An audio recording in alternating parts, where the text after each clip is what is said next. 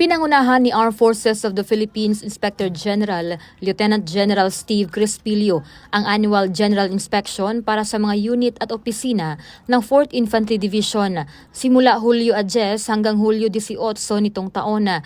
Mainit na tinanggap si Lieutenant General Crispillo na mga officers, enlisted personnel at human resource personnel sa pangunguna ni 4th ID Commander Major General Jose Maria R. Cuerpo II sa kanyang pagdating sa Diamond Division sa Camp Evangelista, Barangay Patag, Cagayan de Oro noong Hulyo 11.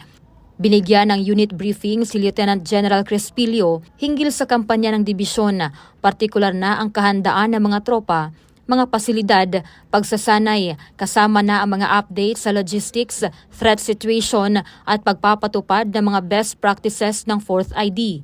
Una nang sinimulan ng AGIT mag-inspeksyon sa lahat ng unit at opisina sa ilalim ng 4th ID kasama na ang mga nasa operational control nito. Layunin nitong masuri kung nagawa ba ng 4th ID ang misyon nito at tiyakin ang mataas na antas na moral at kapakanan at disiplina ng mga tropa, pati na rin ang pagpapalakas sa pamumuno at ginagarantiya ang mabisa at mahusay na paggamit ng mga resources ng pamahalaan. Sa kanyang mensahe, sinabi ni Lieutenant General Crispillo na ang pagsasagawa ng AGI ay magpapalakas sa kapabilidad ng 4th ID upang mas maging epektibo ito at masuri kung saan itutuon ang suporta na ibibigay ng liderato ng AFP. Magagamit din anya ang magiging resulta ng AGI upang mapabuti ang performance ng organisasyon, lalo na't unti-unti nang itinutuon ng AFP ang focus nito sa territorial defense.